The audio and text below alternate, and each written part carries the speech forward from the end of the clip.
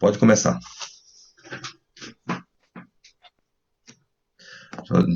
Olá, chamo Joseni Vieira.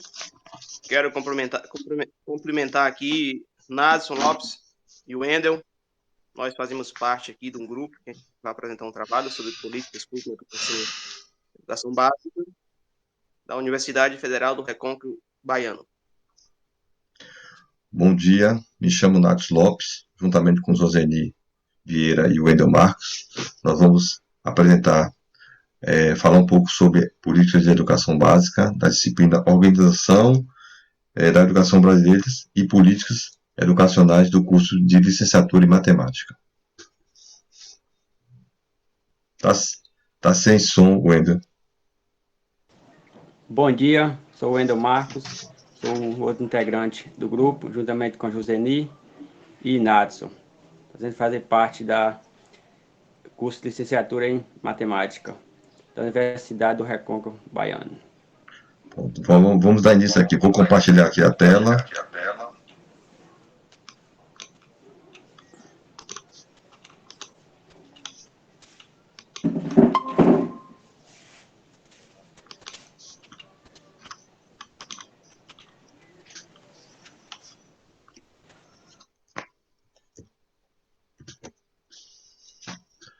Então vamos iniciar nossa apresentação falando um pouco sobre as políticas de educação que ocorreu nesse período.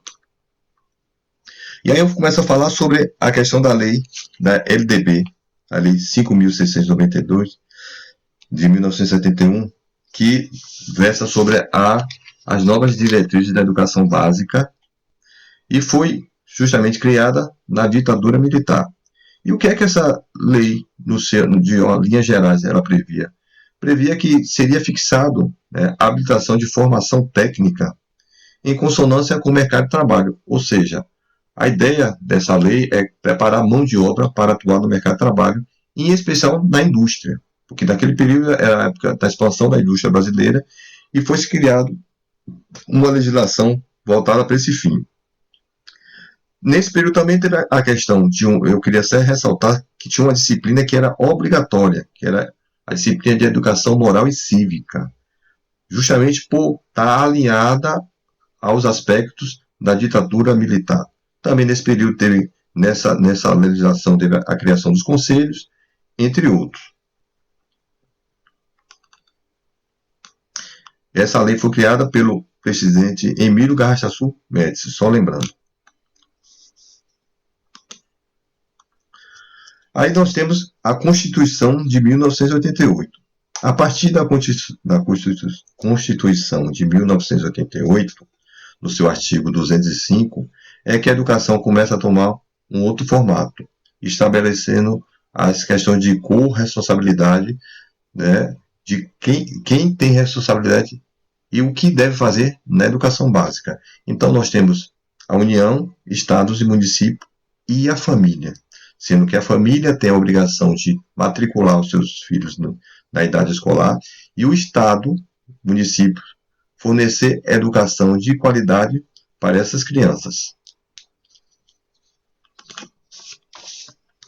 A partir daí, se reestruturou a LDB, Lei de Diretrizes de Base da Educação, que é a Lei 9.394 de 1996, que mudou de forma profunda a estrutura da educação brasileira, pensando em todos os aspectos de transformação que a sociedade vai ocorrer ao longo do tempo.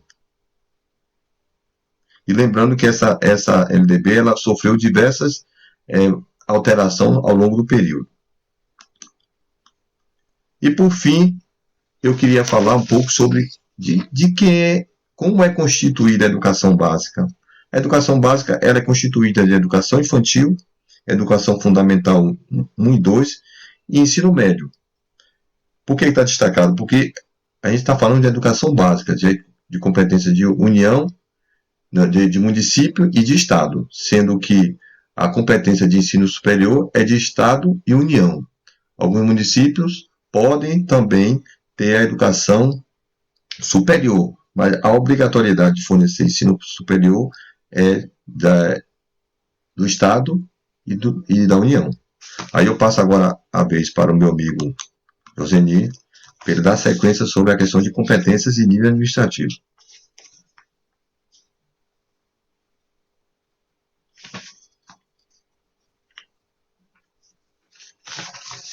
Olá, seguindo aí com a combinado, se acrescentando aqui, falando sobre a LDB, que cria também as competências aos níveis administrativos em relação à educação, fixando incumbências essas que é da União, dos Estados, do Distrito Federal e os municípios.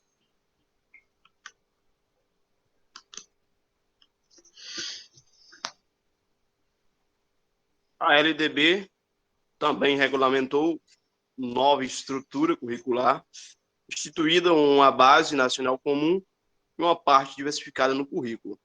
Essa base nacional ela é composta por 10 competências e os conteúdos são trabalhados em base dessas competências. E a parte diversificada abrange mais os conteúdos voltados para a regional do contexto daquele estudante.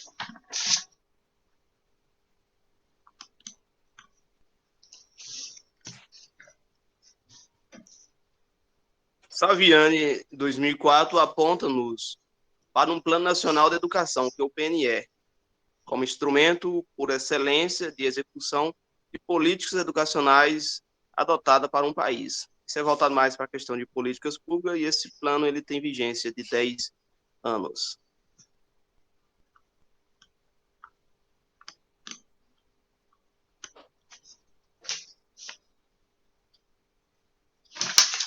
Sistema escolares organizado pelo poder público em regime de colaboração, cabendo aos estados atuar prioritariamente nos níveis de ensino fundamental e médio e os municípios cabe exercer nos níveis de educação infantil e ensino fundamental.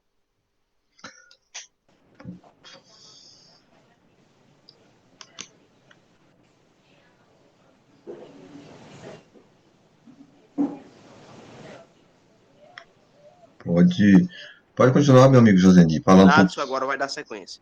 Aí eu queria só. O Wendel vai dar sequência aqui falando um pouco sobre a gestão democrática, o que é a gestão democrática da escola, né? E finalizar, fechar nossa apresentação. Pode ir lá, meu amigo Wendel.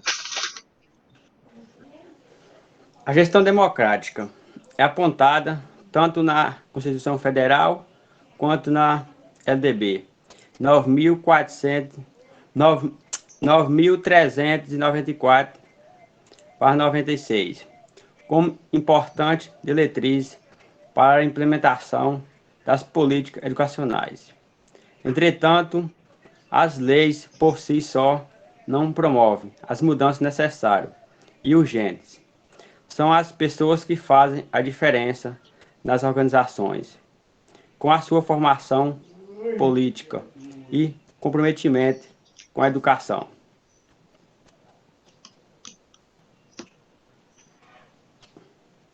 E também falar um pouco sobre os conselhos da educação, que são os órgãos de controle sociais e têm como objetivo estabelecer os atos normativos, os deliberativos e de assessoramento nas 3 esferas, que é a esfera do governo federal, do governo estadual e do governo municipal, nas políticas educacionais.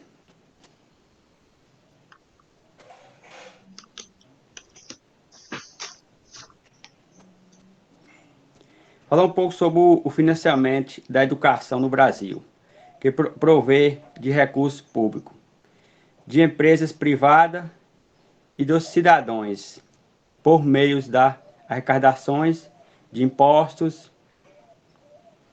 A LDB 96 e sua legislação específica, como a Lei 11.494/2007, que regulamenta o Fundo de Manutenção e Desenvolvimento da Educação Básica e de valorização dos profissionais da educação, FUNEB.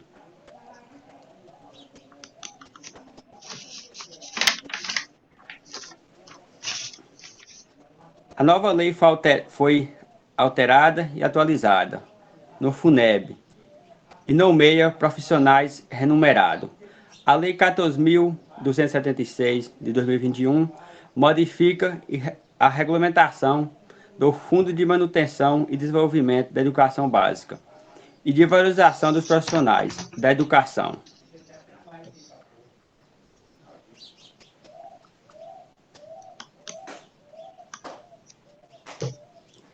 E, por fim, vou concluir, falar um pouco, que muitos ainda precisam ser feitos para a melhoria da educação em nosso país. E todas essas mudanças perpassam pela escolha dos nossos representantes de governo, no sentido de promover uma educação mais inclusiva e pluralista. Eu vou passar a palavra para a Nasa para ele fazer uma complementação. Pronto, eu vou passar aqui, fechar aqui nossas referências. Agradecer pela oportunidade. Voltar aqui para...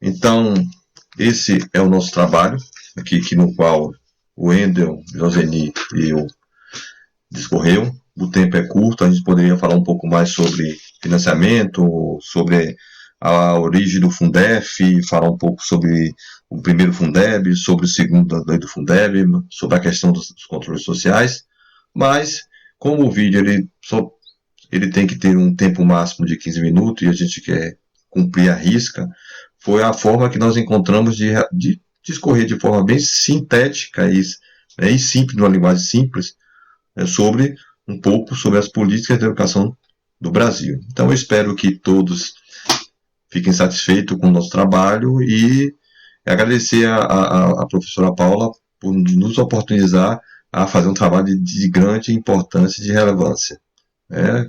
Gostaria de convidar nosso amigo Joseni e o Wendel para dar uma palavra final e aí nós estamos concluindo nossa apresentação. Joseni.